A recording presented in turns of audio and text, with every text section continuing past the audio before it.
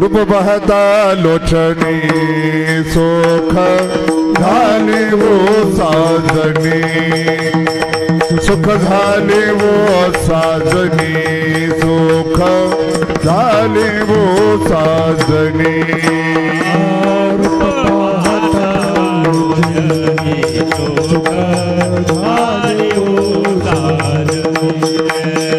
सुख झाले वो साजनी सुख झाले वो साजनी रूप बहता लोचनी सुख झाले वो साजनी सुख झाले वो साजनी सुख झाले वो साजनी रूप बहता लोचनी सुख झाले वो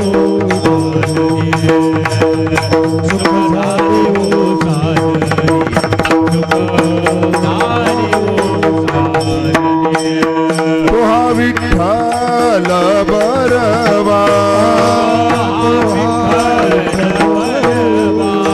तो हा विठ्ठल बरवा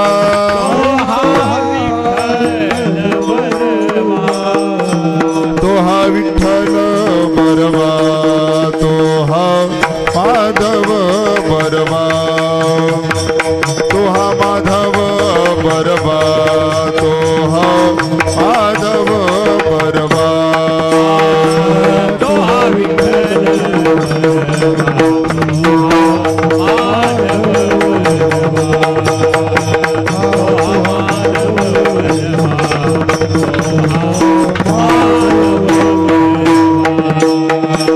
सुकृताची जोडी म्हणून विठ्ठली आवडी सुकृताची जोडी म्हणून विठ्ठली आवडी तो हा विठ्ठल बरवा तो हा माधव बरवा तो हा माधव बरवा तो हा माधव बरवा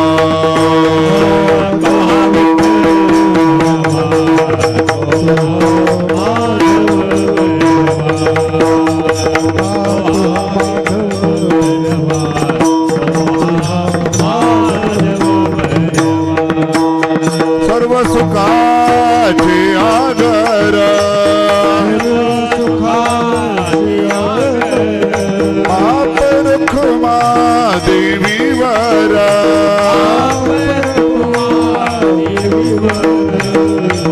तो हा विठ्ठल बरवा तो हा माधव बरवा तो हा माधव बरवा तो हा माधव बरवा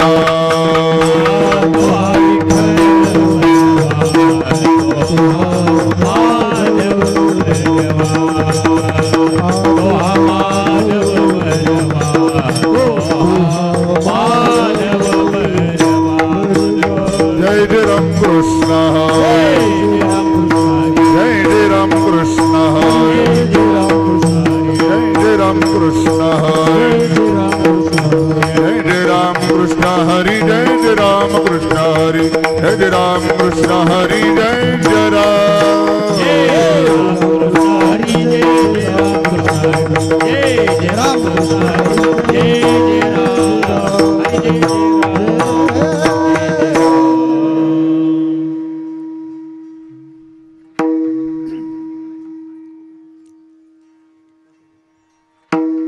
हरि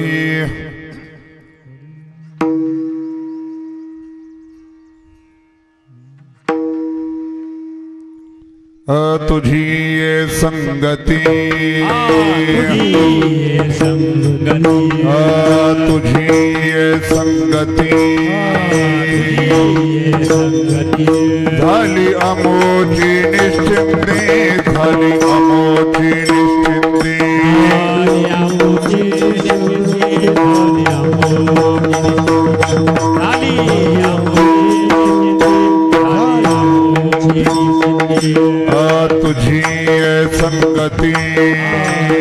संगती तुझी ये संगती झाली अमोठी निश्चिंती झाली अमोठी निश्चिंती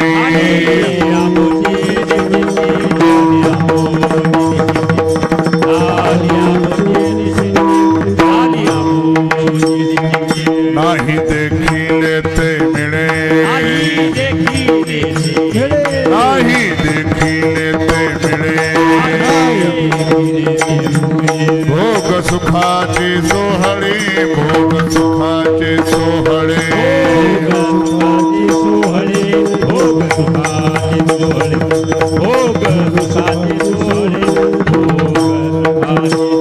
हरी ताकाचे सरोवरा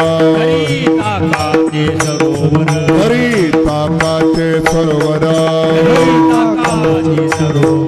येथे नवनीताचे पुरा येथे नवनीताचे पुरा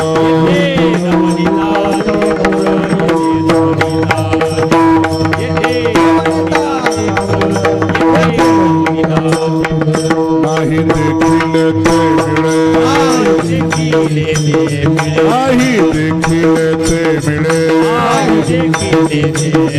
भोग सुखाचे सोहळे भोग सुखाचे सोहळे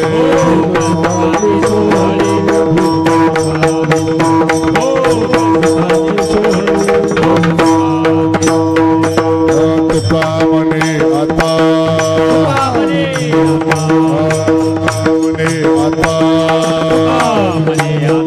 आम्ही नवजो दवडिता आम्ही नवजो दवडिता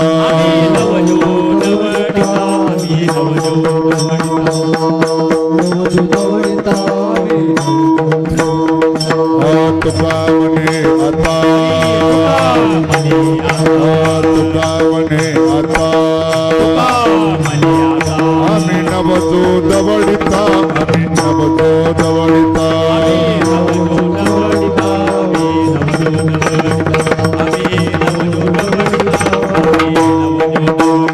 नाही देखिले ते मिळे नाही देखिले ते मिळे भोग सुखाचे सोहळे भोग सुखाचे सोहळे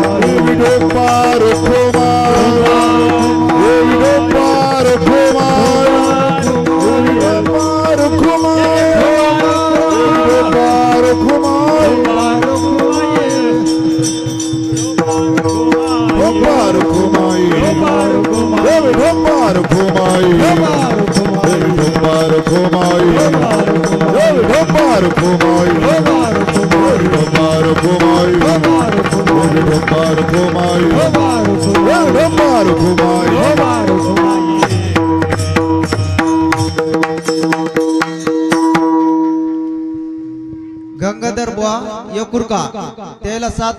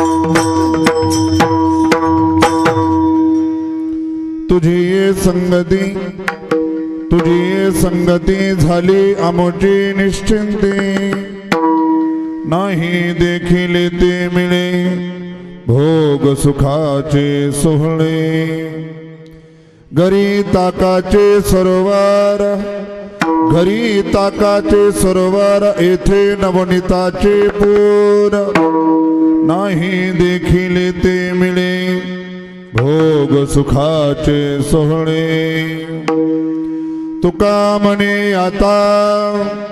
तुका म्हणे आता आम्ही नवजो दबडिता नाही देखील ते मिळे भोग सुखाचे सोहळे विठ्ठला विठ्ठला विठ्ठला विठ्ठला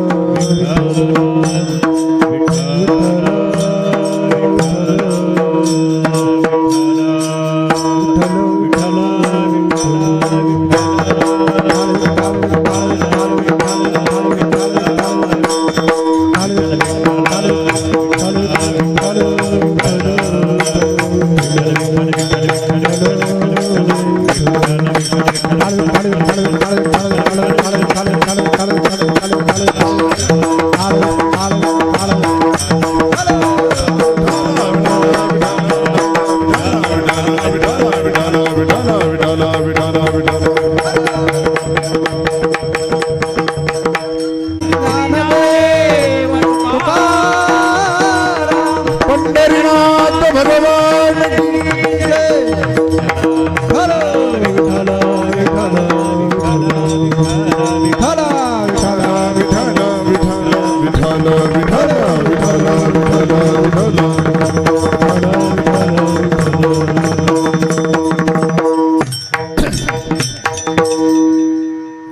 मनोजवं मारुततुल्यवेगं जितेन्द्रियं बुद्धिमतां वरिष्ठं वातात्मजं वानरयुतमुख्यं श्रीरामदूतं शरणं प्रपद्ये शरदिन्दुसमाकारे परब्रह्मस्वरूपिणे वासरापीठनिलये सरस्वती नमोऽस्तुते सदाशिवसमारम्भां शङ्कराचार्यमध्यमाम् अस्मदाचार्यपर्यन्तां वन्दे गुरुपरम्पराम् कर्पूरगौरं करुणावतारं संसारसारं भुजगेन्द्रहारं सदा वसन्तं हृदयारविन्दे भवं भवानी सहितं नमामि गङ्गातरङ्गरमणीयजटाकलापं गौरीनिरन्तरविभूषितवामभागम् नारायणप्रियमनङ्गमदापहारम्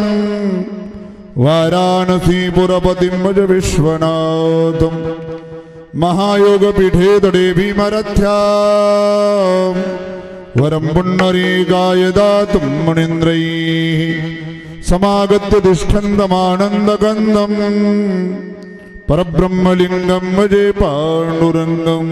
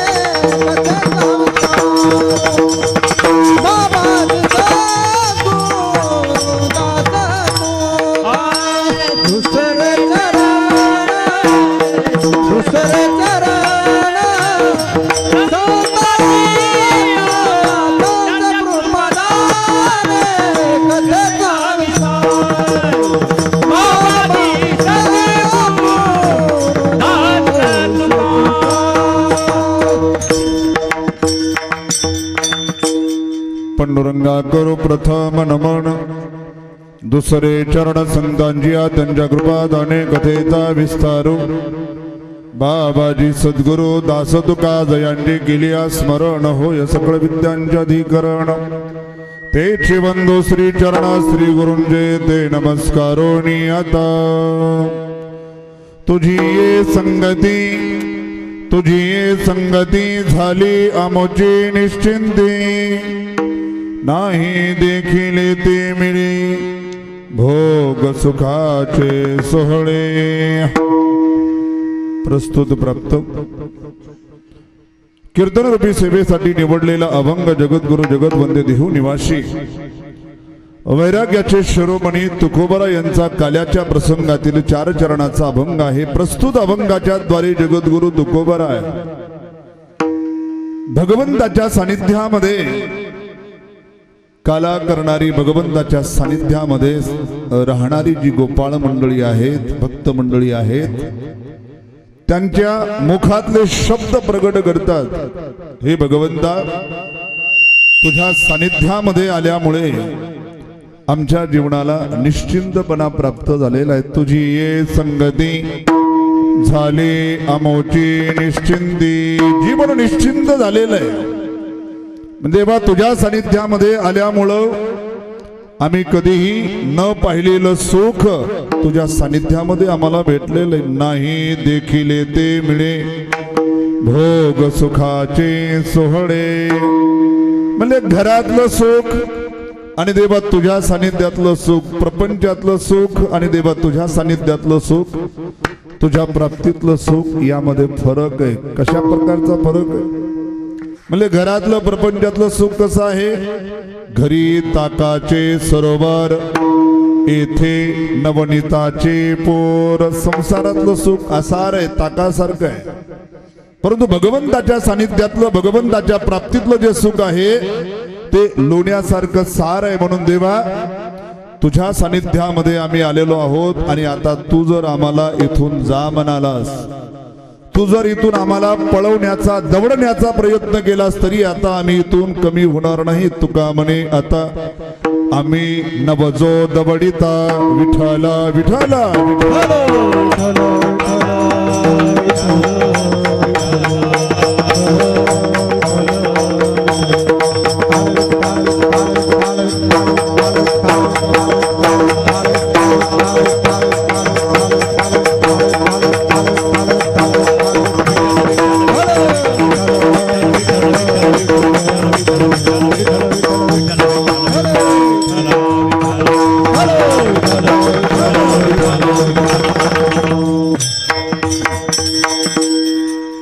सेवेला प्रारंभ करण्यापूर्वी वक्ता या नात्याने द्यावासा अल्पसा परिहर्तो असा सालाबादाप्रमाणे भगवान दत्तात्रयांच्या जन्म उत्सवाच्या निमित्तानं चालत असणारा हा अखंड हरिनाम सप्ताह तथा श्रीमद भागवत कथा ज्ञानयज्ञ मौजे रणेरवाडी सर्व ग्रामस्थ यांच्या सहकार्यातून, यांच्या दानातून चालत असणारा हा नामसप्ताह श्रीमद भागवत कथा ज्ञानयज्ञ, ज्यामध्ये काकडा भजन, ज्ञानेश्वरी पारायण, गाथा भजन, श्रीमद भागवत कथा, हरिपाठ, अन्नदान, कीर्तनाची सेवा, भजनाची सेवा, ही सर्वविध प्रकारची साधना गेल्या 7 दिवसापासून आणि आज 8वा दिवस, आजचा दिवस काल्याचा दिवस. संप्रदायामध्ये काल्याच्या दिवसाला फार मोठं महत्व आहे. म्हणजे का महत्व आहे? कारण काल्याचं कीर्तन किंवा काल्याचा प्रसाद म्हणजे या 8 दिवसामध्ये झालेली साधना, त्या साधनेचं फळ प्राप्त करून देणारा दिवस म्हणजे तो आजचा दिवस. पहिल्याच दिवशी देवाकडे काही मागायला लागलो, देव आम्हाला काहीतरी दे. देव म्हणेल अरे अगोदर भजन तर कर, काही साधना तर कर, काही कथा कीर्तन ऐक, अन्नदान कर, धनदान कर, हरिपाठ, काकडा, काहीतरी साधना कर, ज्ञानेश्वरी पारायण कर. तेव्हा तुझ्याकडे अधिकार प्राप्त होईल की तू काही मागावं आणि मी तुला काही द्यावं. चाकरी न करता मागण्याचा अधिकार नसतो आणि देणाराही त्या ठिकाणी देत नसतो. आपण 8 दिवसामध्ये सेवा केलेली आहे आणि त्या सेवेचं फळ प्राप्त करून देणारा दिवस म्हणजे तो आजचा दिवस आहे, काल्याचा दिवस आहे. मग तो कार्यक्रम किती दिवसाचा जरी असला, 8 दिवसाचा असेल, 9 दिवसाचा असेल, 11 दिवसाचा असेल, 1 महिन्याचा जरी असला तरी शेवट मात्र त्याचा काल्याच्या कीर्तनाच्या द्वारे, काल्याच्या प्रसादाद्वारेच होत असतो. मात्र एकदा का काल्याचा प्रसाद प्राप्त झाला, पुन्हा कुणाला वेगळं सांगायची गरज पडत नाही की आता काला झाला, काल्याचा प्रसाद घेतला, आता आपण आपल्या गावाला निघावं, कुणाला सांगायची गरज पडत नाही. आता कार्यक्रम चालू आहे. बरेच पाहुणे मंडळी तुमच्या घरामध्ये आलेले असतील, बरेच वारकरी मंडळी, गायनाचार्य, मृदंगाचार्य, महाराज मंडळी सर्वजण आलेले. आणि सर्वांना वेगळी सूचना द्यायची गरज नाही की आता सप्ताह संपला, आता तुम्ही निघा. काल्याचं कीर्तन झालं, काल्याचा प्रसाद प्राप्त झाला, जेवण झालं की सगळ्यांनी आपोआपल्या मार्गाने लागायचं, रस्त्याने लागायचं. एक सांगतेचं सूचक म्हणजे काल्याचं कीर्तन आहे. विठ्ठल विठ्ठल विठ्ठल.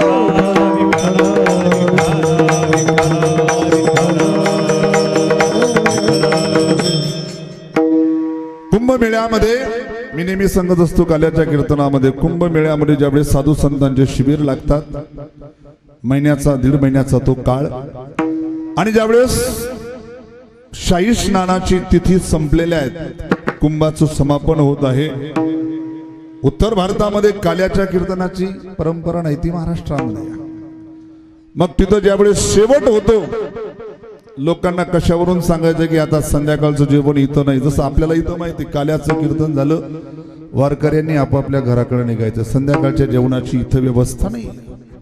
तसं कुंभमेळ्यामध्ये जेवणामध्ये, शेवटच्या जेवणामध्ये, म्हणजे कुंभमेळ्यातल्या शेवटच्या जेवणामध्ये एक पदार्थ केला जातो, तो म्हणजे कढी आणि पकोडा. आपण पकोडाही खातो, पकोडा म्हणजे भजेही खातो आणि कढी खातो, परंतु तिकडे दोन्ही एकत्र करून खातात. आणि ज्या दिवशी जेवणामध्ये कढी पकोडा आला, सगळ्यांनी समजायचं की आता इथलं जेवण, कुंभमेळ्यातलं जेवण, या शिबिरातलं, या कॅम्पचं जेवण शेवटचं आहे. आता इथून आपल्याला रेल्वे ट्रेन पकडावी लागते. म्हणून हिंदीमध्ये एक कहावत आहे, कढी पकोडा बेसन का और रस्ता पकडो स्टेशन का. विठ्ठल विठ्ठल विठ्ठल. तसं संप्रदायामध्ये सांगतेचं द्योतक म्हणजे त्या ठिकाणी काला आहे. आणि या कालारूपी कीर्तनासाठी उत्तम अशा प्रकारची सर्व गुणजन मंडळी आहेत. गावातील भजनी मंडळ, परिसरातून आलेली सर्व भजनी मंडळ, ज्यामध्ये आमचे एक रुक्याचे गंगारामबू असतील, तसेच नारायण महाराज असतील, तसेच गोविंदपूरवाडीचे आमचे लहूजी महाराज असतील, राम महाराज कुंभारीकर असतील, चांगदेव महाराजजी असतील, याच गावचे भूमिपुत्र असणारे हरिभक्त बरायन जे हनुमान महाराज रणेर असतील, आरवीहून आलेले आमचे भैरव महाराज असतील, आणि आपण सर्व गावातील परिसरातून उपस्थित असणारे धर्मावर, देशावर, देवावर प्रेम करणारी धर्मप्रेमी सज्जन आणि भक्तिमती माता.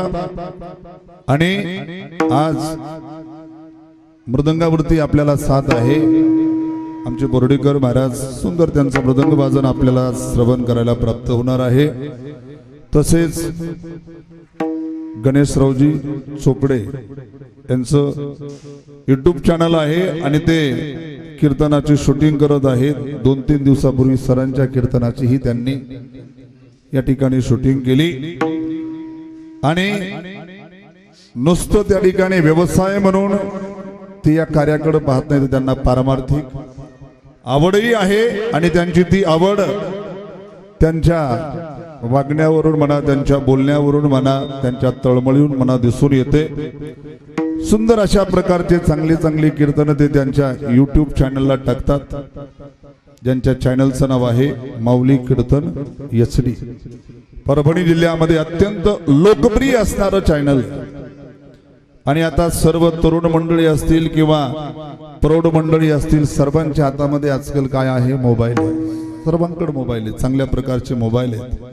आणि आपण युट्यूब वरती काय पाहतो, ठीक आहे, कुणी काही पाहत असेल, परंतु ज्याला आवड असेल ते कीर्तन सुद्धा मोबाईलवरती पाहतात, तर यांच्याद्वारे जे यूट्यूब चॅनल चालवल्या जातो त्याचंही आपण मोबाईलवरती ते कीर्तन सेवा पाहू शकतात. यशवाडी मंदिरावरती दर शनिवारी ते येतात, कीर्तनाची शूटिंग करतात, त्यांच्या यूट्यूब चॅनलला टाकतात आणि कशाचंही संस्थान करून शुल्क स्वीकारत नाही, सेवा म्हणून त्या ठिकाणी शूटिंग करतात. म्हणून उपस्थित असणाऱ्यांनी त्यांचं जे चॅनल आहे कोणतं माऊली कीर्तन HD म्हणून ते सबस्क्रायबर करावं, म्हणजे त्यांचं सदस्य व्हावं आणि त्याला कसल्याही प्रकारचं मूल्य नाही, विनामूल्य अशा प्रकारचं सबस्क्रायबेशन आहे आणि आपण ते करावं आणि आपण त्यांच्या यूट्यूब चॅनलची कीर्तन श्रवण करावी. विठाला विठाला विठाला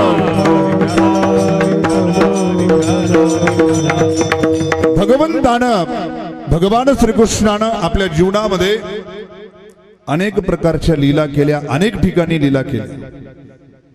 म्हणजे कुठं कुठं भगवंतानं लीला केल्या, म्हणजे भगवंतानं लीला केली गोकुळ वृंदावनामध्ये, भगवंतानं लीला केल्या मथुरेमध्ये आणि भगवंतानं लीला केलेल्या आहेत द्वारकेमध्ये सुद्धा.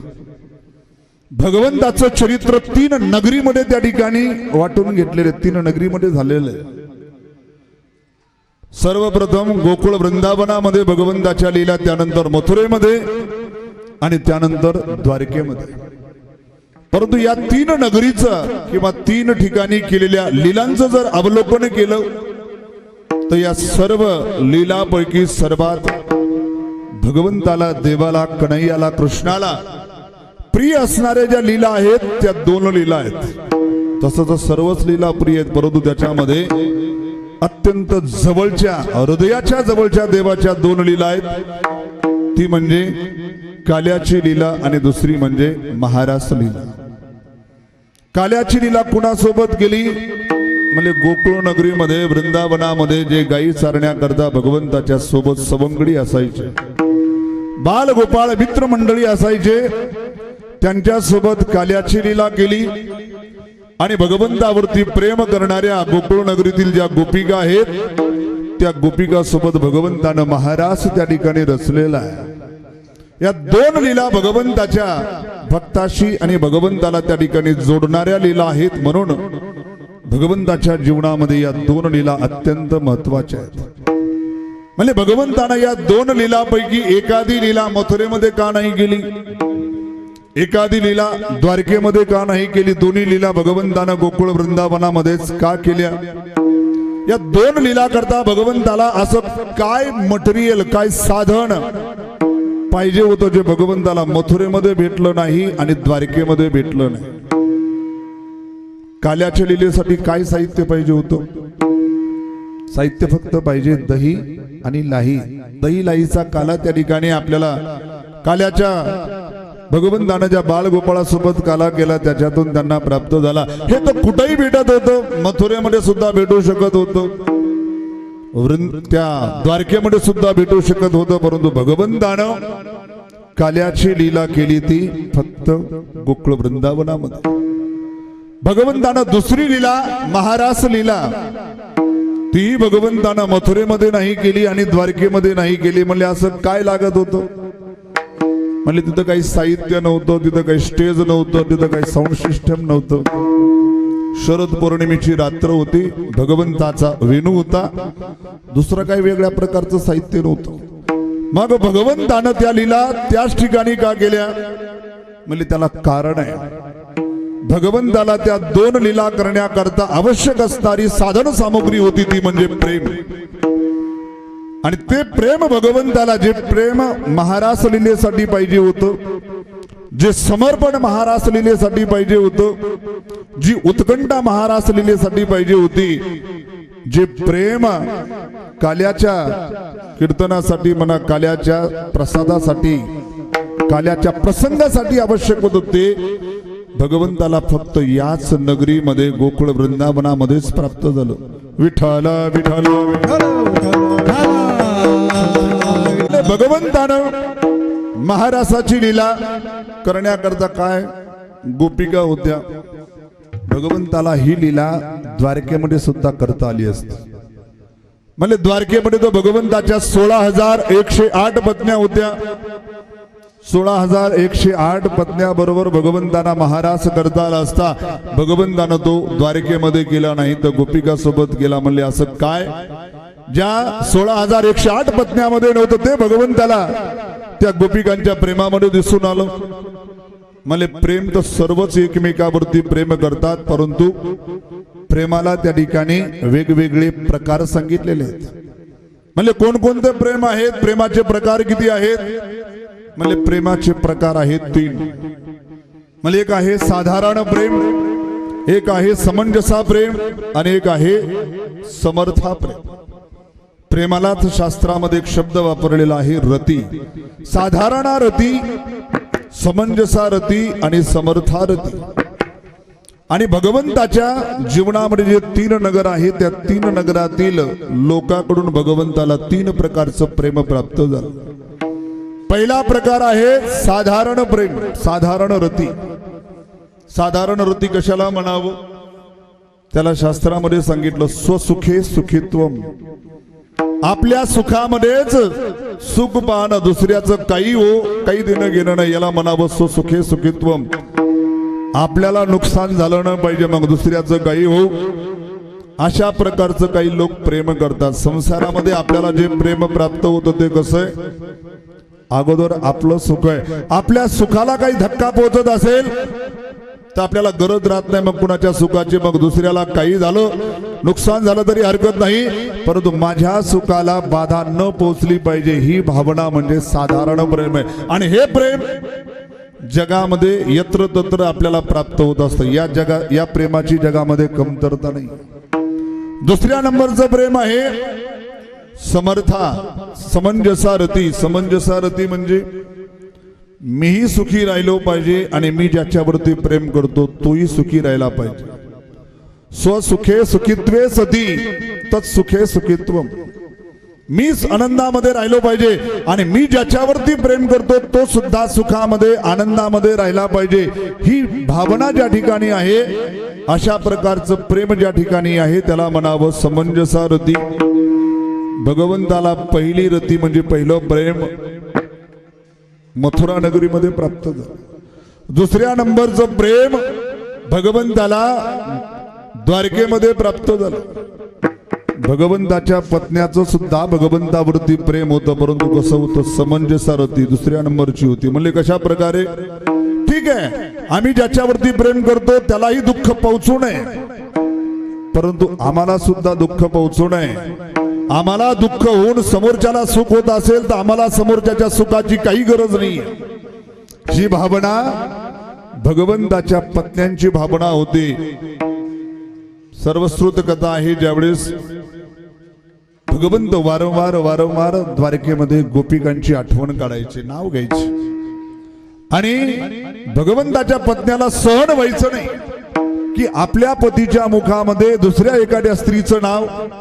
कोण्याही पतिव्रता स्त्रीला हे सहन होत नाही. पतिव्रता नसेल तर वेगळी गोष्ट, परंतु पतिव्रता स्त्रीला जी स्वतः कुलवान आहे, पतिव्रता आहे, शीलवान आहे, त्या पत्नीला आपल्या पतीच्या मनामध्ये किंवा तोंडामध्ये कोणत्या दुसऱ्या स्त्रीचा विचार, दुसऱ्या स्त्रीचं नाव कधी आवडत नव्हतं. भगवंताच्या पत्न्या रूपवान होत्या, कुलवान होत्या, पतिव्रता होत्या, म्हणून त्यांच्या भगवंताच्या मनामध्ये मुखामध्ये गोपिकांचं नाव, गोपिकांचं स्मरण पत्न्यांना सहन होत नव्हतं. पत्न्या म्हणायच्या आम्ही कमी आहोत का? तुम्ही त्या गोपिकांची आठवण कशाला करता? त्यावेळेस भगवंतानं सांगायचं की याचं उत्तर मी देईल, कधीतरी देईल. तुमच्या प्रेमामध्ये आणि त्या गोपिकांच्या प्रेमामध्ये अंतर काय? एक दिवशी भगवंतानं ठरवलं उत्तर द्यायचं. नारदांना बोलवलं, देवर्षी नारदांना. आणि नारदजी तिथं असताना भगवंतानं सोंग घेतलेलं. कशाचं? म्हणले माझं पोट दुखत आहे, फार वेदना उठते शरीरामध्ये, पोटामध्ये, याचं औषध शोधा. म्हणले काहीतरी. वेगवेगळ्या प्रकारचे वैद्य येत आहेत, औषध देत आहेत, परंतु देवाचं पोट काही राहत नाही, कारण देवाचं पोट दुखतच नव्हतं तर राहील. ज्याचं पोट दुखत असेल त्याला जर उपचार केला तर तो उपचार, त्या उपचारानं तो रोग बरा होईल. भगवंतानं सांगितल्यानुसार रुक्मिणी मातेनं देवर्षी नारदांना सांगितलं, म्हणले तुम्ही फिरत असता इकडं तिकडं, तुम्हाला वेगवेगळे वैद्य माहीत असतील, किती खर्च लागू द्या म्हणले, वैद्याला बोलून आणा. विठ्ठल विठ्ठल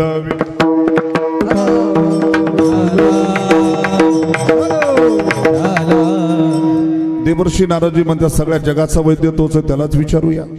देवाला विचारलं, देवा तुमच्या पोटदुखीचं औषध सांगा म्हणले, आम्ही आणू. म्हणले औषध सोपं आहे. म्हणले काय औषध?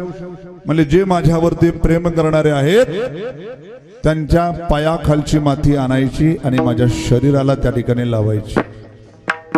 काय होईल? माझं पोट दुखणं बंद होईल. म्हणले देवा हे कसं? देवाच्या पायाची माती भक्तानं लावावी, भक्ताच्या पायाची माती देवानं लावावी, हे काही योग्य नाही, यानं तर फार मोठा अपराध होईल. म्हणले हो अपराध तो होणार, त्याला कित्येक वर्ष नरकामध्ये राहावं लागेल, कारण एक प्रकारचा अपराधच आहे. श्रेष्ठाच्या पायाची माती कनिष्ठानं आपल्या मस्तकाला लावावी, परंतु कनिष्ठाची माती श्रेष्ठाच्या मस्तकाला लागत असेल तर तो अपराध आहे. देवर्षी नारदाने निरोप भगवंताच्या पत्न्यापर्यंत दिलेला आहे. म्हणले देवाच्या पोटदुखीचं औषध आहे आणि तुमच्या पायाखालची माती द्या आणि देवाचं दुखणं बरं होईल, परंतु तुम्हाला नरकाला जावं लागेल. भगवंताच्या पत्न्या म्हणतात नारदजी आम्ही देवाच्या पत्न्या, आणि आम्ही देवाच्या पत्न्या असून आम्हाला जर नरकामध्ये जावं लागत असेल तर आमच्यासारखं दुर्भाग्य काय? अहो ती पुतना देवाला मारायला आली, तिला मोक्ष दिला, आणि आम्ही देवाच्या पत्न्या, आम्हाला नरक. म्हणजे देवावर प्रेम करणाऱ्याच्याच पायाखालची माती पाहिजे ना? म्हणजे देवावर प्रेम करणारे भरपूर आहेत. म्हणजे काय लागेल तेवढा त्यांना पैसा द्या, धन द्या, सोनं द्या, परंतु त्या भक्तांच्या पायाखालची माती आणा. आम्ही आमच्या पायाखालची माती द्यायला तयार नाहीत, कारण आम्ही नरकामध्ये जायला तयार नाहीत. भगवंताच्या पत्न्याचं प्रेम आहे, देवासाठी काही करायची तयारी आहे, परंतु त्या तयारीमध्ये जर आम्हाला नुकसान पोहोचत असेल, स्वतःला नुकसान पोहोचत असेल तर मग म्हणले देवाचं दुखणं नाही राहिलं तरी चालेल, परंतु आम्हाला त्रास होता कामा. नारदजी निघाले देवाकडं. देवा इथं तर कुणी द्यायला तयार नाही. म्हणजे जा एकदा वृंदावनाकडे जा, गोकुळ नगरीकडे जा. नारदजी तिथं गेले. गेल्याबरोबर गोपिकांनी गराडा घातलेला. नारदजी आले. आपल्या देवाचा काहीतरी निरोप आणला असेल. विचारलं देवानं, देवर्षी नारदांना निरोप सांगितला. म्हणजे देवाचं पोट दुखायलं म्हणल्यावर कासाबीस आले त्या गोपिका. विचारलं काय औषध आहे? म्हणजे तुम्ही देवावर प्रेम करताना? हो देवावर प्रेम करतो. मग तुमच्या पायाखालची माती द्या, देवाचं दुखणं राहील म्हणले. म्हणले मग घेऊन जा. म्हणले अवश्य घेऊन जा, पर म्हणले त्याचा दुष्परिणाम, त्याचे साईड इफेक्ट ऐका. म्हणले काय होईल?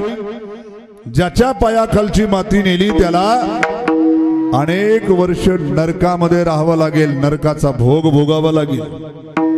गोपिका म्हणतात 1000 वर्ष काय लाख वर्ष जरी आम्ही नरकामध्ये राहिलो तरी चालेल, परंतु आमच्या देवाचं पोट बरं झालं पाहिजे. याला म्हणावं तत् सुखे सुखित्वम. आमचा देव जर सुखी होत असेल, आम्ही ज्यांच्यावरती प्रेम करत आहोत त्यांच्या सुखामध्ये सुख मानणं त्याला म्हणावं खरं प्रेम, त्याला म्हणावं समर्थारती. विठ्ठल विठ्ठल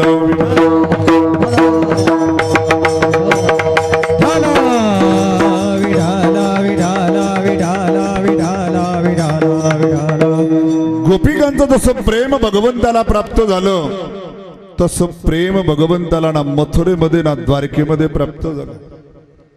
ज्या दिवशी भगवंत निघाले गोकुळ वृंदावन सोडून रथामध्ये बसून गोपिकांनी रथ अडवला, त्या दिवशी सुद्धा गोपिकांनी प्रेमाचं फार मोठं उदाहरण प्रस्तुत केलेलं. गोपिका काय म्हणतात? कन्हैया जा तू, तुला जर आमच्यापासून दूर जाण्यामध्ये आनंद वाटत असेल, प्रसन्नता वाटत असेल तर तू खुशाल जा, कारण तुझ्या आनंदामध्ये आमचा आनंद आहे. आम्ही स्वार्थी नाही तुझ्यासारखी. खरं प्रेम त्याला म्हणावं आपण ज्याच्यावरती प्रेम करतो तो ज्या अवस्थेमध्ये ज्या ठिकाणी सुखामध्ये राहत असेल त्याच्या सुखामध्ये आपलं सुख मानणं.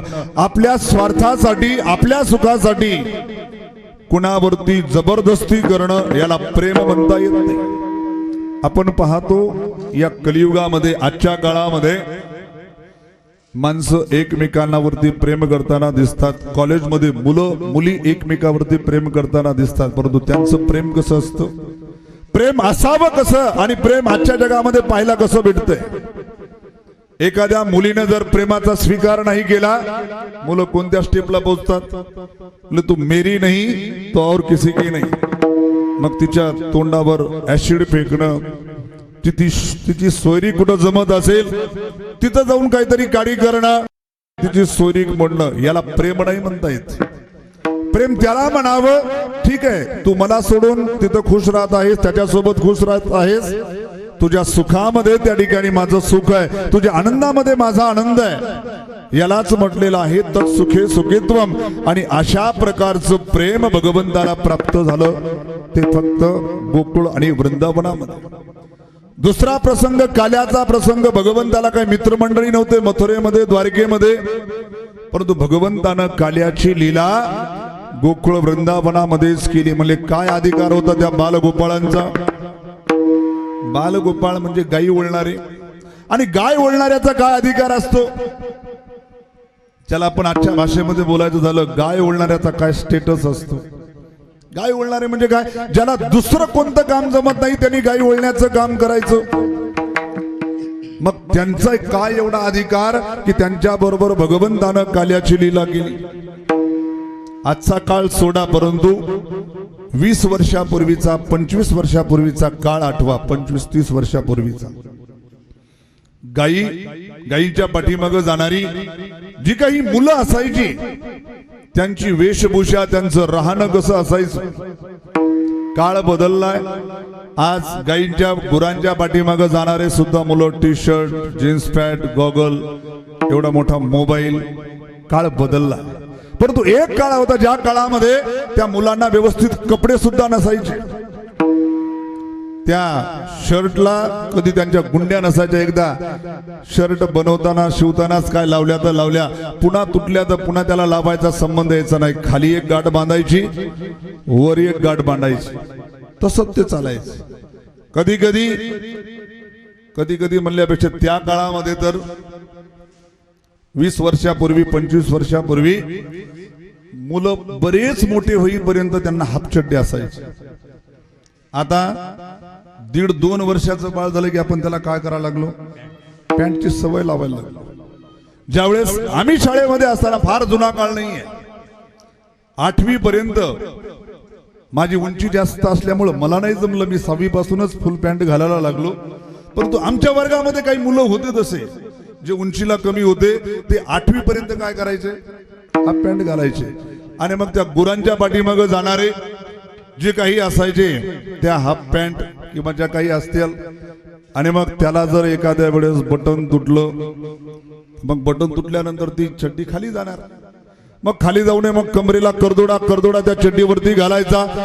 वारंवार तो करदोडा त्या चड्डीवरती, मग तो करदोडाही ढिलावायचा. करदोड्यासकट जर चड्डी खाली यायला लागली, मग त्याला आवळण्याकरता एखादी काडी घ्यायची, आणि ती काडी जशी जशी चड्डी ढिली होईल तशी ती काडी आवळत राहायची. आणखी एक पाहण्यासारखं, पायामध्ये काय असायचं, गाईच्या पाठीमागे जण आजही काही जुने शेतकरी काय पायामध्ये काय घालतात, खेटर घालतात. खेटर पायामध्ये. गळ्यामध्ये त्या काळामध्ये मुलं काय घालायचे, जो आपण स्नानानंतर टावेल वापरतो ना, तसा टावेल ते नेहमी कुठं लग्नाला जरी निघाले तर गळ्यामध्ये टावेल घेऊन निघायचे. एक प्रकारची त्या काळामधली ती फॅशन होती. मग असा जर त्यांचा अधिकार असेल तर त्यांच्या बरोबर भगवंतानं का बरे त्या ठिकाणी काल्याची लीला केली. कालही कथेमध्ये सांगून आलो की भगवंत कधीही भक्ताची वेशभूषा पाहत नाही. भगवंत कधी भक्ताचं घर, भक्ताची श्रीमंती गरिबी या गोष्टीचा विचार नाहीये. ना वयाचा विचार, ना जातीचा विचार, कसल्याही प्रकारचा विचार नाही. विचार असतो तो फक्त प्रेमाचा, आणि भगवंताला आवश्यक असणारं प्रेम. याची ताक पीरे, गवळी याची ताक पीरे, गवळी याची ताक पीरे, गवळी याची ताक पीरे.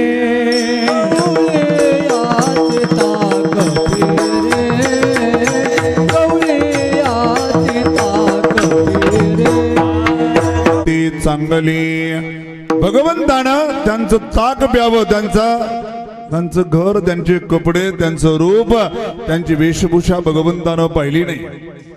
किती प्रेम होतं म्हटले बालगोपाळांचं कन्हैयावर. मला एकदा एका गोपाळाला त्याच्या आईनं पहिला ताक दिलं आणि त्यानं ताक मुखामध्ये टाकलं. थोडस ताक होत, त्याला ते ताक एवढं आवडलं, त्याला वाटलं एवढं मधुर ताक मी पितोय, मी स्वार्थी म्हटले. माझा मित्र, माझा कृष्ण, माझा सखा कन्हैयाला सुद्धा या ताकाचा घास मिळायला पाहिजे, ताक मिळायला पाहिजे, एवढा गोड स्वाद. परंतु ताक संपलेलं, तोंड भरलेले ताकानं. तसाच तो गोपाळ पळत सुटला कन्हैयाच्या घराकडे. बोलता येईन कन्हैयाला खुणविलं आणि बाहेर बोलवलं, आणि बाहेर बोलवल्याबरोबर कन्हैयाला पकडलं, खाली पाडलं. कन्हैया म्हणतो, काय तू बोलत नाहीस, कशासाठी बोलवलंय? खाली पाडणं. कन्हैयानं मुख उघडलं की आपल्या मुखातलं ताक त्या भगवंताच्या, कन्हैयाच्या मुखामध्ये. आणि भगवंत म्हणतात, आतापर्यंत खूप वेळा ताक पिलं रे, परंतु असा स्वाद नाही. याला म्हणावं प्रेम. ज्यावेळेस काल्याचा प्रसंग करत असताना सुद्धा बालगोपाळ आपल्या हातानं कन्हैयाच्या मुखामध्ये घास, त्याच हातानं आपल्या मुखामध्ये घास, पुन्हा त्याच हातानं कन्हैयाच्या मुखामध्ये घास. देवानं असं म्हटलं नाही, अरे तुमच्या तोंडातला घास, उष्टा घास, पुन्हा त्याच हातानं मला घास घालताय. भगवंतानं पाहिलं ते फक्त प्रेम.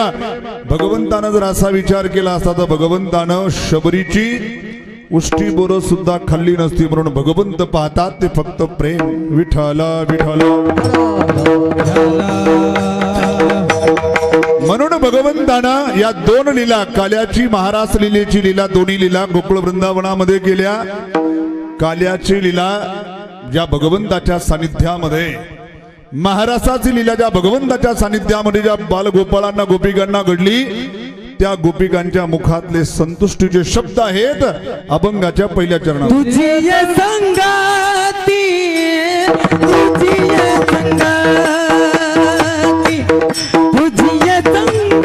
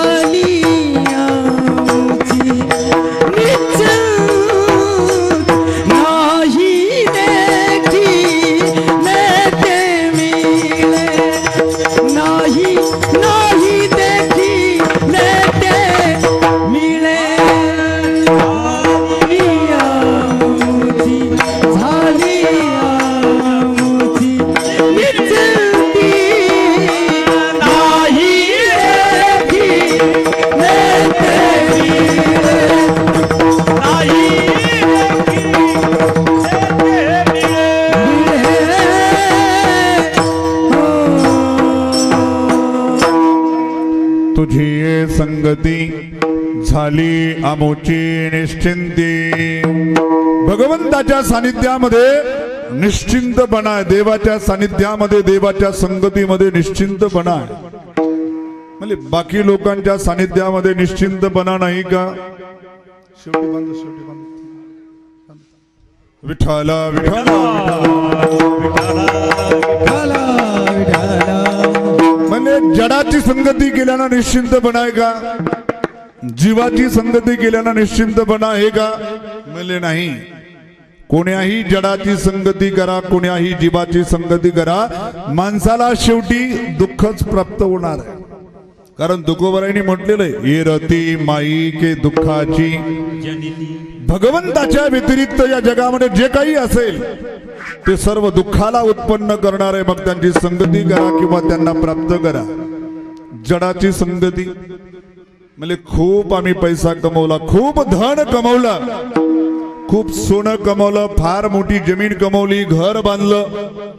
जीवनामध्ये निश्चिंतपणा आहे का? म्हणजे निश्चिंतपणा नाहीच. निश्चिंतपणा आहे फक्त भगवंताच्या प्राप्तीमध्ये.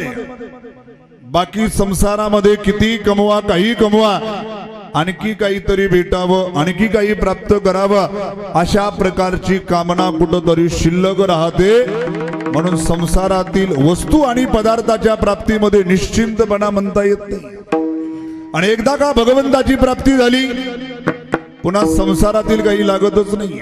भागवतामध्ये सर्वांनी ऐकलेलं उदाहरण आहे भक्त प्रल्हादाचं. ज्यावेळेस नरसिंह भगवंतानं प्रल्हादाला जवळ घेतलं, डोक्यावरून हात फिरवला आणि विचारलं, बाळ बोल, मी तुझ्यावर प्रसन्न आहे, तुला काय पाहिजे बोल. प्रल्हादाने काय उत्तर दिलं? देवा मला काही नको, तुमचं दर्शन झालं, आता या जगातली विषयाची कामना माझ्या मनामध्ये नाहीच. तरी पण भगवंताचा काय आहे आदेश आहे, काहीतरी आग्रह आहे, काहीतरी माग, काहीतरी माग. प्रल्हादानं फार सुंदर मागणं मागितलेलं आहे आणि प्रत्येकानं हेच मागणं देवाकडे मागायला पाहिजे. काय मागणं मागितलं? देवा इथून पुढच्या आयुष्यामध्ये, उरलेल्या आयुष्यामध्ये मी कधी कुणापुढे हात पसरावा, कधी कुणाला काही मागावं अशी बुद्धीच मला होऊ देऊ नको. प्रल्हादाच्या जाग्यावरती आपल्या पैकी कुणी असतं तर काय मागितलं असतं? देवा एवढं दे, देवा एवढं दे, मागायची गरज पडू नये. परंतु प्रल्हादानं तसं नाही मागितलं, मला कुणाकडे मागण्याची बुद्धीच होऊ नये. ही बुद्धी का झाली? कारण प्रल्हादाला देवानं दर्शन दिलं, देवाची प्राप्ती झाली. एकच देवाची प्राप्ती अशी आहे की पुन्हा जीवनामध्ये अप्राप्त काहीच राहत नाही. विठ्ठला विठ्ठला तसं शास्त्रामध्ये सांगितलेलं आहे, एक विज्ञातेन सर्व विज्ञातम भवती. एका भगवंताला जाणलं की सर्व जगत जाणल्याप्रमाणे, एक देवाला प्राप्त केलं की सर्व जगत प्राप्त केल्याप्रमाणे. भगवंताच्या पदाला, भगवंताच्या स्वरूपाला एकदा जीव प्राप्त झाला म्हणजे किती वर्षानं तो परत येणार? म्हणले नाही, एकदा प्राप्त झाला की पुन्हा येणं जाणं नाहीये. जी जन्म मरणाची परंपरा आहे ती कायमची खुंडल्या जाते आणि जीव भगवत स्वरूपाला प्राप्त होतो. ब्रह्मविद ब्रह्मैव भवती. ब्रह्मस्वरूपाला जाणणारा ब्रह्मस्वरूपालाच प्राप्त होतो. जसं आपल्या साधू संतांनी सांगितलं, राम म्हणता रामची होईजे, पदी बैसोनी पदवी घेईजे. या पदाला एकदा प्राप्त झाला, गीतेमध्ये सांगितलं, यद गत्वान निवर्तन्ते तद्धाम परमं मम. ज्या पदाला एकदा प्राप्त झालं की पुन्हा त्या ठिकाणी येणं जाणं नाही. बाकी जगातले मग कोणतेही पद भेटू द्या, त्या पदाला कुठंतरी काळाची मर्यादा आहे, वेळेची मर्यादा आहे. म्हणजे एखादा मुख्यमंत्री झाला, आमदार झाला, खासदार झाला, कायमच आहे का? जन्म मरण मरेपर्यंत लिहून. पूर्वी असं असायचं, जसं आता दिगंबररावजी पोलीस पाटील आहेत. पोलीस पाटील पहिलं कसं असायचं, एकदा झाला की तो मरेपर्यंत तोच असायचा. आता परीक्षा, बाकी पदाप्रमाणे तेही त्याची मर्यादा किती वर्षाची मर्यादा? 7 वर्षाची. म्हणजे कोणतंही पद असू द्या, सरपंचाचं पद असू द्या, पंचायत समिती मेंबर, जिल्हा परिषद मेंबर, आमदार, खासदार, कितीही त्या ठिकाणी असू द्या, निश्चिंतपणा आहे का? जिंकलो 5 वर्षामध्ये असं काम करायचं, असं काम करायचं, पुढच्या निवडणुकीला सुद्धा जिंकलो पाहिजे. 5 वर्ष मनामध्ये तीच भीती, पुढच्या 5 वर्षानंतर निवडणुकीला कसं होईल, कसे होईल, निश्चिंतपणा नाहीये. जगातलं केवढंही, म्हणजे जगातलं जाऊ द्या, स्वर्गाचं इंद्रपद प्राप्त झालं, तिथं सुद्धा निश्चिंतपणा नाही. कारण तिथं सुद्धा पुण्य संपलं की परत आपल्याला स्वर्ग लोक सोडून मृत्यू जाती. पुण्यक्षय अधोगती, पुण्यक्षय अधोगती, पुण्यक्षय अधोगती. तुका म्हणे जाती पुण्यक्षय अधोगती. गीतेमध्ये भगवंतानं सांगितलं, ते तुम भुक्त्वा स्वर्ग लोक विशालम क्षीणे पुण्य मर्त्य लोक विशंती. ते पुण्याची पावटी सरे सवेची, इंद्रपणाची उटी उत्तरे येऊ लागती माघारे मृत्यू लोका. इंद्राला सुद्धा त्या ठिकाणी भीती. म्हणजे ब्रह्मदेवाला, म्हणजे ब्रह्मदेवाचं पद सुद्धा निश्चिंत पद नाहीये. त्यालाही बदलावं लागतं. एक वेळेस असाच एका ब्रह्मदेवाला अहंकार झाला. म्हणजे मी एवढ्या जगाची उत्पत्ती करतो, मी जर राजीनामा दिला तर हे जग सगळं स्तब्ध होईल, जगाची उत्पत्तीच होणार नाही. राजीनामा सोपवला भगवंताकडे. म्हणले देवा आपल्याला उद्यापासून काम करायचं नाही, तुमची जगाची उत्पत्ती तुम्ही जाणो, मी काम करणार नाही. म्हणजे बसा थोड्या वेळ बसा. ब्रह्मदेवाला बसवलं. म्हणजे यांचा अहंकार संपवायचा. आणि थोड्याच वेळात समोरून एक रांग सुरू झाली. कशाची? म्हणजे उंटाची रांग सुरू झाली. उंट. आणि एका एका उंटावरती इकडून चार चार असे काही माणसं त्याच्यावरती लुंबलेली माणसं त्या उठावरती टांगून नेऊ लागली. लाईन लागलेली आहे. ब्रह्मदेवानी भगवंताला विचारलं हे कोण आहेत उंटावर नेण्यात येत आहे? म्हणजे सगळे रिटायर झालेले ब्रह्मदेव आहेत. म्हणजे रांग लागलेली. म्हणजे खूप आहेत आपल्याकडे, कुणा एकाला बोलू आणि ते कार्यभार सोपवू. ब्रह्मदेवाला कळालं की आपल्या वाचून काही इतर राहत नाहीये. ब्रह्मदेव म्हणले मी माझ्या कामावर जातो, माझं सृष्टीचं कार्य करतो. सांगायचं तात्पर्य छोट्यातल्या छोट्या जीवापासून तर ब्रह्मलोकापर्यंत जे काही पद असेल ते सर्व पद त्या ठिकाणी चिंतायुक्त आहेत, काही काळापुरते आहेत. कुणाचा काळ छोटा, कुणाचा काळ मोठा असेल. ब्रह्मदेवाच्या काळापेक्षा इंद्रदेवाचा काळ छोटा, इंद्रापेक्षा या मृत्यू लोकातल्या पदाचा काळ त्या ठिकाणी छोटा. परंतु एक ना एक दिवस सर्वांचा काळ संपणार आहे, सर्वांची पद त्या ठिकाणी संपणारी आहेत. एकच पद आहे ज्याला परमपद म्हटलेलं आहे आणि ते पद म्हणजे मोक्षाचं. आणि त्या मोक्षाच्या पदाला प्राप्त झालं की पुन्हा तिथून येणं जाणं नाही. म्हणून बालगोपाळ म्हणतात तुझी ये संगती झाली आमोची निश्चिंती. आम्हाला आता कसल्या प्रकारची चिंताच राहिलेली नाही. आपल्याला वाटतं एवढं काम झालं की आपली चिंता संपेल, परंतु चिंता वाढतच राहतात कोणत्याही कामात. एखाद्याला वाटतं आपल्याला एकदा जून मध्ये पाऊस पडला, एखादा पाऊस लांबायला लागला तर वाटतं पाऊस पडला म्हणजे चिंता संपेल. पुन्हा पेरणीची चिंता, पुन्हा खुरपणीची, पुन्हा फवारणीची, पुन्हा वेचणीची, पुन्हा मार्केटला नेण्याची, पुन्हा भावाची, अनेक प्रकारच्या चिंता. एक चिंता संपली की दुसऱ्या 10 चिंता, 10 समस्या आपल्या समोर उभ्या राहतात.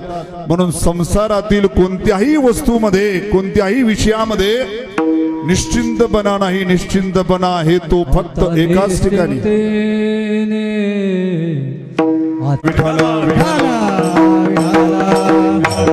अशा प्रकारच्या जुन्या चाली, कारण आजच्या तरुण वर्गामध्ये या चाली नाहीत. आणि कधी कधी असं वाटतं, लॉकडाऊन मध्ये आमचे गुरुबंधू उमेश महाराज दसरथी काही दिवस आमच्याकडे होते. त्यांच्याकडे अशा जुन्या चालीचा खजिना, आळंदीचे कोणते आता वारलेले ज्यांच्याकडून बोधे बाबाकडून त्यांनी चाली शिकलेल्या.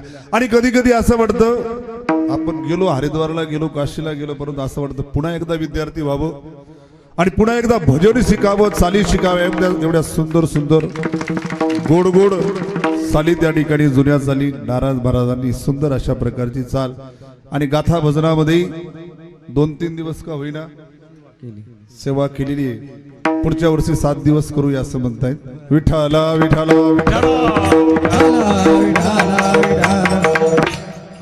कुंडलिया धावा तृष्णीची आता निश्चिंतीने पावलो विसावा.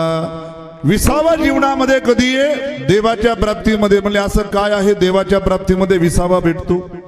म्हणजे त्याला कारण एकच आहे, कुंडलिया धावा तृष्णेची. तृष्णेची धाव खुंटली की माणसाला विसावाच आहे. आणि जोपर्यंत तृष्णेची धाव खुंटणार नाही तोपर्यंत माणसाला विसावा नाही. तृष्णेसाठी एक शब्द आहे आशा. आशाविषयी काय म्हटलेलं आहे? आशा नाम काश्चित आश्चर्य श्रंखला यया बद्धा प्रधावंती मुक्ता तिष्ठन्ति पंगुवत. आशा नावाची एक बेडी अशी आहे ज्याच्या पायामध्ये बांधली तो धावायला लागतो आणि जो त्या आशा नावाच्या बेडीपासून मुक्त तो एका जागेवर स्थिर होतो. उलट आहे, आपण एखाद्या गाईला म्हशीला साखळीनं बांधलं तो पशु एका जागेवर स्थिर होतो आणि जर बांधलं नाही तर तो मोकार फिरायला लागतो. आणि या आशा नावाच्या बेडीचं विरुद्ध आहे, ज्याच्या पायात ती बेडी नाही तो स्थिर असतो आणि ज्याच्या पायामध्ये बेडी आहे तो त्या ठिकाणी धावायला लागतो आणि ए आसेच बांधले तुका म्हणे वाया गेले, तुका म्हणे वाया गेले,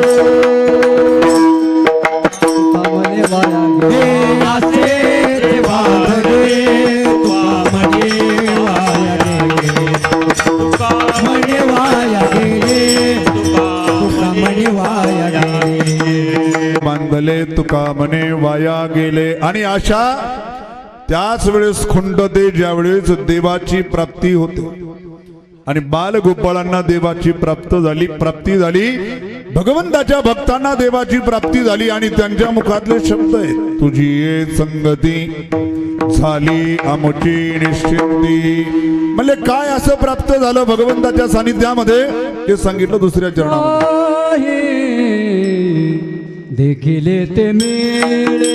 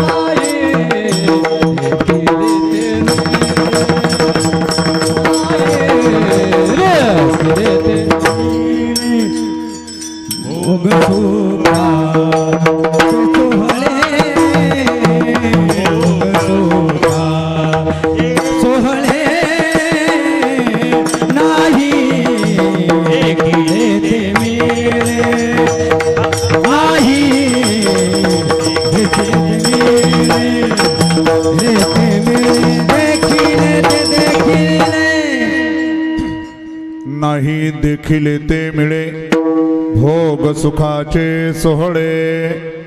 भगवंताच्या सानिध्यामध्ये अशा प्रकारचं सुख भोगायला प्राप्त होतं जे आतापर्यंत संसारामध्ये कधी पाहिलंच नाही. देखिले कुठे देखिले नाही, देखिले संसारामध्ये प्रपंचामध्ये जे सुख कधी पाहिलं नाही ते सुख त्या ठिकाणी भगवंताच्या सानिध्यामध्ये. म्हणजे मोक्षाची गोष्ट जाऊ द्या, परमार्थाची सामान्य परमार्थाची गोष्ट विचार करा. जो या 8 दिवसामध्ये आनंद आहे तशा प्रकारचा आनंद कुठे आहे?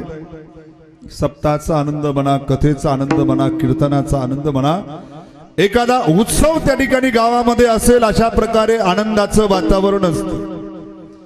एकमेकांची मन एकमेकाशी जुळलेली नसतील, निवडणुकीच्या वातावरणामुळे थोडीशी वेगवेगळी झालेली असतील, परंतु त्यांना एकत्र करण्याचं काम कोण करतं?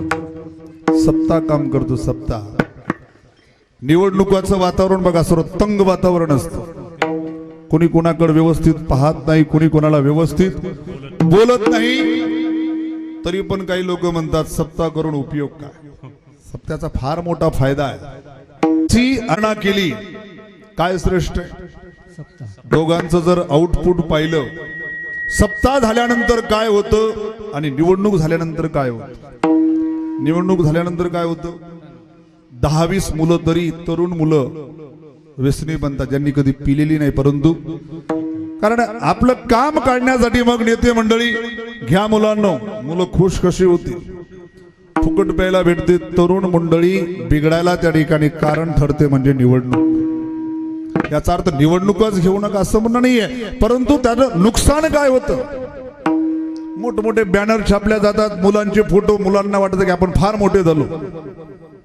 तरुण मंडळी, युवक मंडळी ह्या पार्टीचे त्या पार्टीचे, आणि मुलांना ते भूषण वाटतं की आपण या पार्टीचे युवक कार्यकर्ते आहोत, आपलं बॅनरवर नाव आहे, साहेबासोबत नाव आहे, परंतु त्याचे दुष्परिणाम होतात.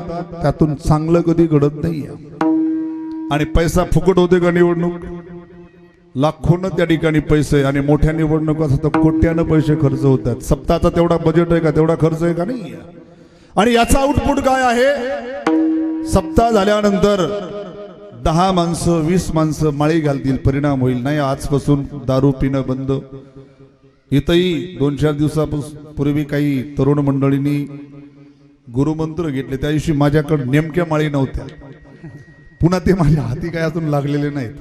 शब्द दिला, काही जणांनी म्हणले महाराज आम्ही गुरुपौर्णिमेला घालू, 6 महिन्यानं घालू, काही म्हणले होते उद्याच घालू, परंतु तू उद्या अजून आलेला नाही. येईल, ठीक आहे. त्यांना वाटेल महाराजांना आपण शब्द दिला, एक ना एक दिवस माळ घालणार. सांगायचं तात्पर्य एवढं, सप्ताह झाल्यानंतर काहीतरी चांगलं होतं, परिवर्तन होतं, बिघडलेली माणसं सुधारायला अवसर प्राप्त होतो.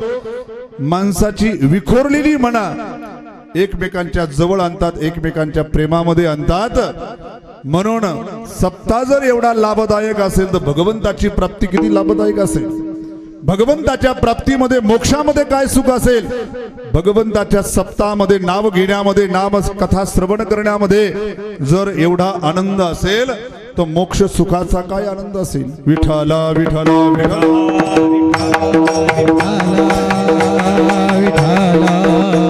नाही देखील ते मिळे भोग सुखाचे सोहळे. कारण संसारामध्ये असा आनंद नाही. पंक्तीच्या नंतर, जे कथेच्या नंतर, काल्याच्या कीर्तनाच्या नंतर जो प्रसाद भेटणार आहे, घरी तुम्ही दररोज जेवण करता, परंतु इथला जो प्रसाद, महाप्रसाद, त्याचा जो स्वाद आहे तो तुम्हाला घरच्या सुद्धा जेवणामध्ये तसा स्वाद येणार नाही. कारण हा प्रसाद हे जेवण नाही, त्याच्यामध्ये संस्कार कशाचे झालेले आहेत, हरिनामाचे संस्कार त्याच्यामध्ये झालेले आहेत. आणि तो प्रसाद आहे तो शरीरालाही पुष्ट करेल आणि आपल्या मनाला सुद्धा पवित्र करेल. विठ्ठला विठ्ठला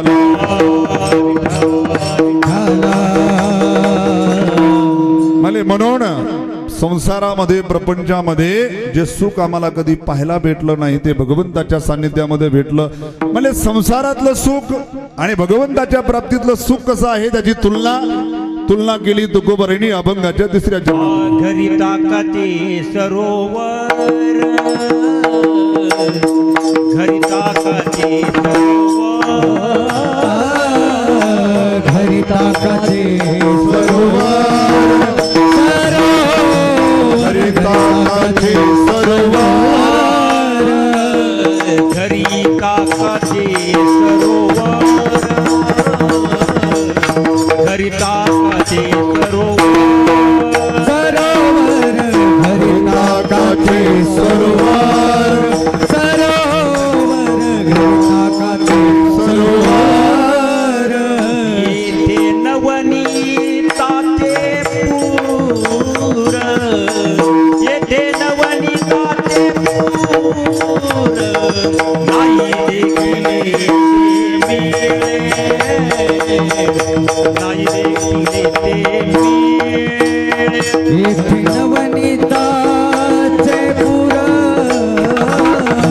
येथे नवनीताचे पूर, नाही देखिले ते मिळे, नाही देखिले ते मिळे. हरिताकाचे सरोवर,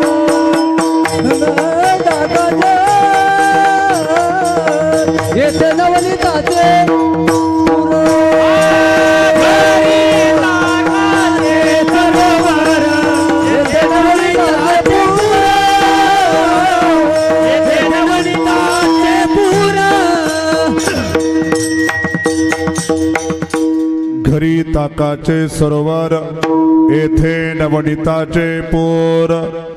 घरातलं सुख म्हणजे संसारातलं, प्रपंचातलं सुख आणि भगवंताच्या सानिध्यातलं सुख, याच्यामध्ये फरक काय. म्हणजे घरातलं, प्रपंचातलं, विषयातलं सुख ताकासारखं आहे आणि विषयाचे समसुख, बेगडाची बाहुली, अभ्राची सावली, जाईल लया. प्रपंचातलं सुख कसं आहे, क्षणिक आहे, काही काळानंतर संपणार आहे. म्हणजे अभ्राची सावली, म्हणजे आम्ही शेतामध्ये सावलीला बसलो, कशाच्या, अभ्राच्या. अभ्र म्हणजे ढगाच्या सावलीला बसलो. ढग कुठं केव्हा पळेल काही सांगता येत नाही. तसं विषयाचं सुख आहे, ताकासारखं आहे. फलकटतो संसार येथे सार भगवंत. सार भगवंत आहे. भगवंताचं सुख सार आहे आणि संसारातलं सुख असार आहे. ताकासारखं असार आहे. म्हणजे संसारामध्ये सुखच नाही तर त्याला असार म्हणायचं काय? जे सुख आपल्याला वाटतं ते सुख सुद्धा असार आहे. म्हणजे जर संसारामध्ये ताकासारखं सुख असतं आणि देवाकडं लोण्यासारखं निष्काम चांगल्या प्रकारचं सुख असतं तर लोकांनी सगळ्यांनी परमार्थच केला असता. कुणाला ताक बरं वाटतं, प्रत्येकाला लोणी बरं वाटतं. मग सगळ्यांना लोण्याकडे धाव घेतली असती. जास्तीत जास्त लोकांची धाव कशाकडे? संसाराकडे का परमार्थाकडे? जन तरी देखे परमार्थी का नाही, प्रपंच गुंतलेले आहेत. मग का? म्हणजे काहीतरी त्यांना आनंद येत असेल, सुख वाटत असेल संसारामध्ये, म्हणून संसारामध्ये प्रयत्न करत आहेत. संसारामध्ये जर सुख नसतं, संसारामध्ये जर आनंद नसता, विषयामध्ये जर आनंद नसता, तो माणसं एवढ्या वर्षापासून संसारामध्ये धावपळ करत राहिले नसते. मला सुख भेटेल, मला सुख भेटेल या आशेनं त्या ठिकाणी संसार करतात. आणि सुख भेटतं का? म्हणले नाही, संसारामध्ये आम्हाला तर काही सुख भेटलं नाही. वाया भरी होऊ नका, वाया हव भरी होऊ वाया भरी हो नका, वाया हव भरी होऊ नका. सुख नाही मोठे आधी या संसारी, सुख नाही मोठे आधी या संसारी. सुख नाही कोठे आधिया संसारी, सुख नाही कोठे आधिया संसारी. वाया हव भरी होऊ नका, वाया हव भरी होऊ नका, वाया हव भरी होऊ नका, भरी होऊ नका. दुःख बांधवडी आहे हा संसार, दुःख बांधवडी आहे हा संसार. दुःख बांधवडी आहे हा संसार, दुःख बांधवडी आहे हा संसार. दुःख बांधवडी आहे हा संसार. सुखाचा विचार नाही कोठे, सुख नाही कोठे आलिया संसारा. संसारामध्ये सुख नाहीच. म्हणले कुठंतरी आम्ही ऐकलंय संसारामध्ये थोडं तरी सुख आहे. म्हणले किती? सुख पाहता जबा पाडे, दुःख पर्वता एवढे, पर्वता एवढं दुःख आहे. कशा करता? थोडस सुख भोगण्या करता. म्हणजे थोडस सुख, थोडासा आनंद, तो कसा आहे? थोडासा आनंद आणि किती मोठं दुःख आहे. याला जर एखाद्या दृष्टांताच्या द्वारे सांगायचं झालं, म्हणजे एक माणूस त्याच्या पाठीमागं वाघ लागलेला, तो माणूस पुढं पळतोय, पाठीमागं वाघ धावतोय आणि पळता पळता समोर विहीर आली, तो विहिरीमध्ये पडला. त्या विहिरीच्या काठावर एक झाड होतं, त्या झाडाची फांदी लोंबलेली. पडता पडता त्यानं त्या फांदीला पकडलं, लटकला तो विहिरीमध्ये. खाली नाही आणि वरही नाही, फांदी पकडलेली. वर पाहिलं, त्याला वाटलं वाघोबा गेला असेल. वाघ वरून पाहतोय, हा केव्हा वर येईल. विहिरीमध्ये खाली एक नजर मारली, पाहिलं तर खाली भला मोठा साप आहे, नाग बसलेला आहे. ज्या झाडाला पकडलेला आहे त्या झाडावरती आग्या मोळ बसलेलं. याच्या हालचालीमुळे ते मवळ उठलं, माशा उठल्या, शरीरावरती सगळ्या चावायला लागल्या आणि त्या हालचालीमुळं त्या मवळाचा कांदा फुटला. आणि कांदा फुटल्यामुळे मग त्या मवळातला रस, ज्याला आपण मदना केली, तो एक एक एक एक थेंब याच्या जिभेवरती टपकायला लागला. आणि तो काय म्हणतो, किती गोड आहे हा मध. त्या गोडव्याला काही अर्थ आहे का? केव्हा हात सुटेल, खाली साप आहे, वर जावं तर त्या ठिकाणी वाघ आहे आणि संपूर्ण शरीरावरती माशा चावत आहेत आणि त्याला सुख कशात वाटतं? त्या मदाच्या थेंबामध्ये सुख पाहता जवा पडे जे म्हणतात ना, ते तेवढंच सुख आहे, फार काही मोठं नाही. ठाऊकची आहे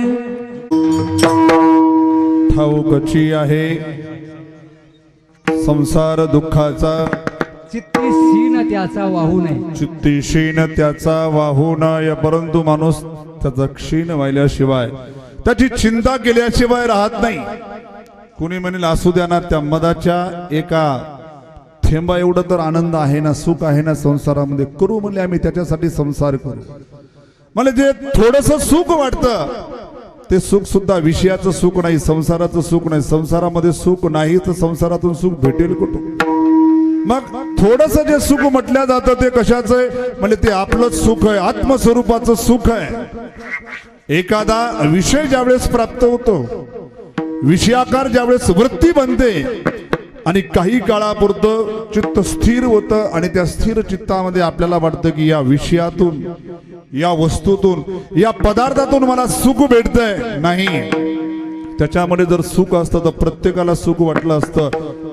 साखर गोड पदार्थ आहे, ज्याला शुगर नाही त्याला आनंद वाटतो आणि ज्याला आवडत नाही किंवा शुगर आहे त्याला त्याच्यापासून आनंद आहे का? नाही. याचा अर्थ कशामध्येच विषयामध्ये सुख नाही, परंतु जे काही वाटतं ते आपलं सुख आहे, आत्मस्वरूपाचं सुख आहे. आणि विषय सेवन करत असताना ते प्राप्त झाल्यामुळं आपल्याला वाटतं हे विषयातूनच आपल्याला सुख भेटलेलं आहे. कशा प्रकारे? मला एखादा कुत्रा आहे आणि त्या कुत्र्याला हाडाचा तुकडा सापडावा आणि हाडाचा तुकडा सापडल्यावर तो त्याला चगळत राहतो, वारंवार चगळतो. कशामुळे चगळतो? त्याला वाटतं याच्यातून मी रक्त काढणार. त्या वाळलेल्या हाडाच्या तुकड्यात, वाळलेल्या हाडाच्या तुकड्यातून त्रिकालामध्ये काही रक्त निघणार नाही.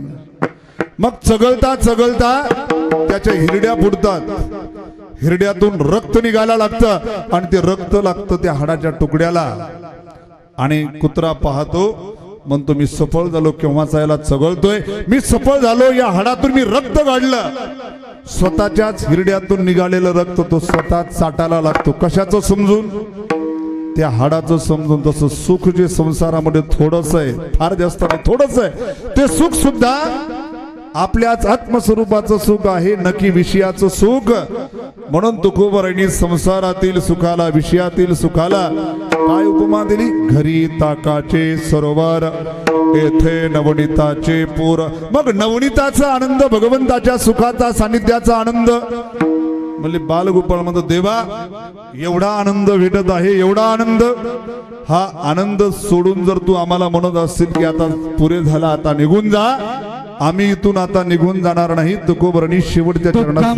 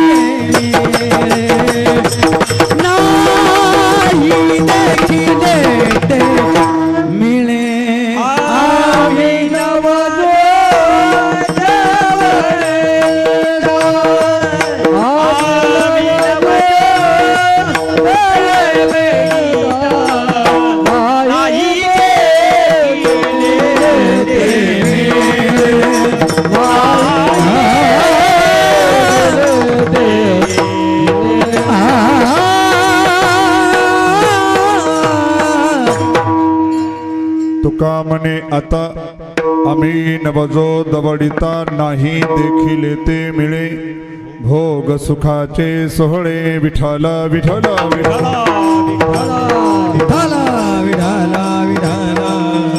कीर्तनाची वेळ संपत आली तसा 11 ते 1 टाइम 11:30 सुरू झालं. 1:30 वाजलेला आहे. 2 तास कारण पुढं पंगत बसणार आहे.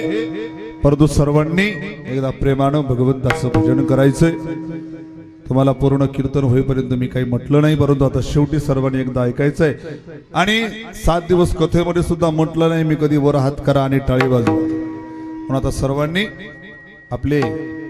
सर्वांनी म्हणल्यापेक्षा ज्याला हात आहेत त्यांनी आपले हात वर करायचे, ज्यांना नसतील त्यांनी नका करू. आणि सर्वांनी मुख उघडायचं, तोंड उघडायचं आणि नामस्मरण करायचं. विठोबा रखुमाई विठोबा रखुमाई, विठोबा रखुमाई, जय जय विठोबा रखुमाई, विठोबा रखुमाई, विठोबा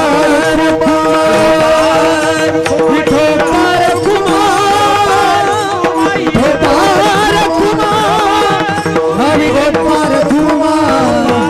विठोबा रखुमाई, विठोबा रखुमाई, जय जय विठोबा रखुमाई, विठोबा रखुमाई, विठोबा रखुमाई, विठोबा रखुमाई, विठोबा रखुमाई, विठोबा रखुमाई,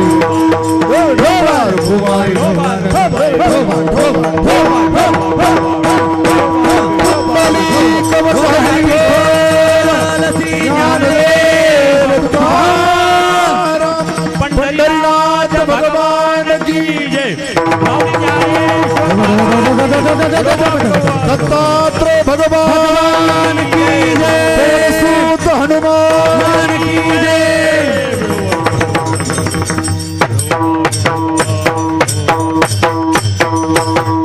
ज्ञानेश्वर माऊली ज्ञानराज माऊली, जय जय ज्ञानेश्वर माऊली, ज्ञानराज माऊली. महाराज ज्ञानेश्वर माऊली, ज्ञानराज माऊली जय जय ज्ञानेश्वर माऊली, ज्ञानेश्वर माऊली.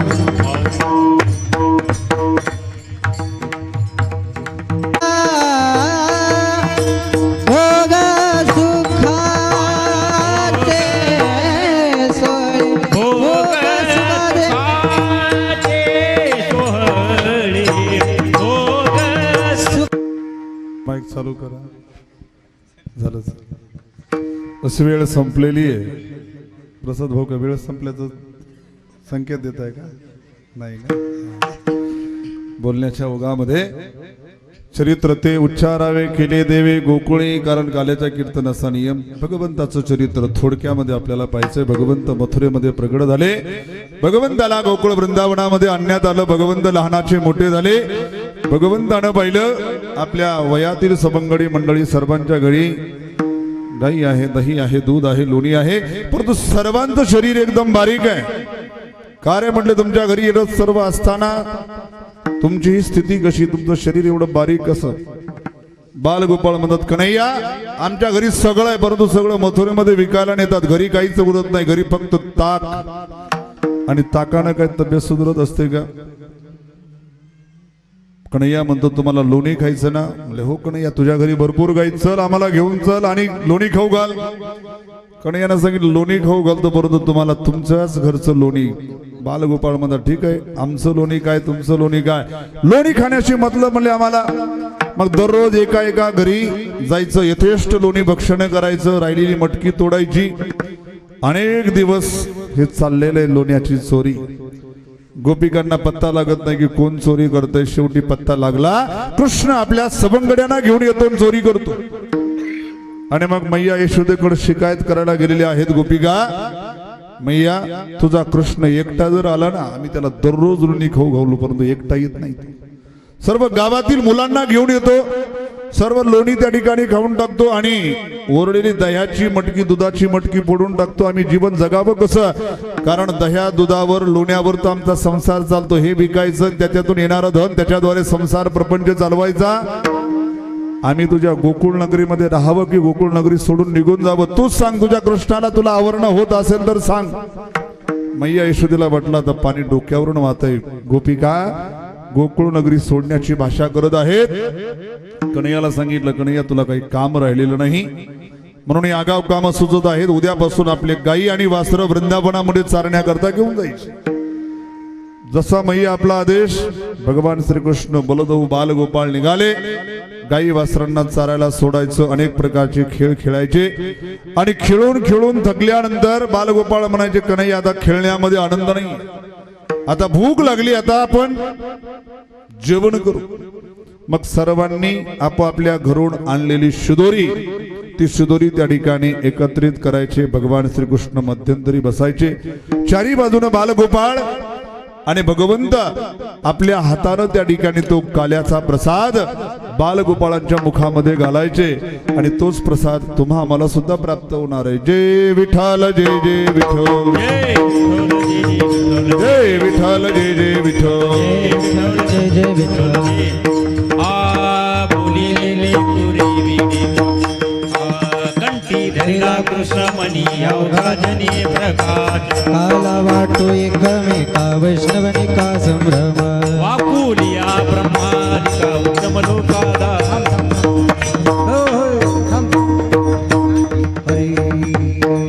सिंके लावे यले तुझी जिंके लावी होतो ते गाचे मेवरी, होतो ते गाचे मेवरी.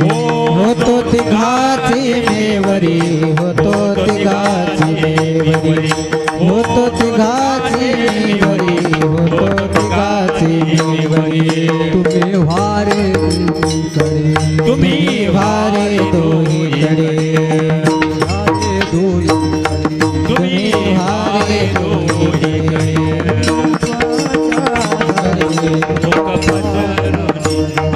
मुख पसरो निगडे, मुख पसरो निगडे, मुख पसरो निगडे, मुख पसरो निगडे. वाहते त्या धारा, वाहती त्या धारा, वाहते त्या धारा. वाहती त्या धारा. यारे दोही त्या कोपरा, यारे दोही त्या कोपरा. यारे दोहीच्या कोपरा, यारे दोहीच्या कोपरा, यारे दोहीच्या कोपरा, यारे दोहीच्या कोपरा. तुम्ही वारे दोही कडे, तुम्ही वारे दोहीकडे, तुम्ही वारे दोही कडे. तुम्ही वारे दोहीकडे. मुख पसरो निगडे, मुख पसरो निगडे. मुख पसरो निगडे, मुख पसरो निगडे, मुख पसरो निगडे, मुख पसरो निगडे. तुका म्हणे ठोका, तुका म्हणे ठोका, तुका म्हणे ठोका. तुका म्हणे ठोका.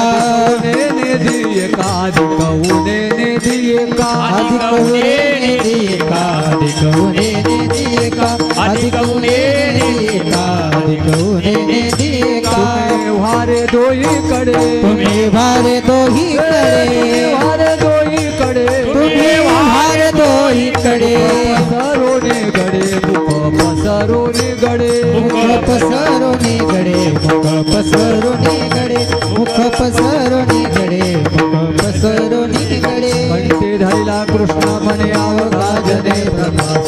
काला वाटो एकमेका वैष्णवनिका संभ्रम. बोलिया ब्रह्मादिका उत्तम लोका दाखवू. काला काऊ एकमेका वैष्णवनिका संभ्रम. तुका म्हणे भूमंडळी आम्ही बळे विरगाडे. काला वाटो एकमेका वैष्णवनिका संभ्रम. जय विठ्ठल जय जय विठ्ठल, जय विठ्ठल जय जय विठ्ठल, जय विठ्ठल जय जय विठ्ठल, जय विठ्ठल जय जय विठ्ठल.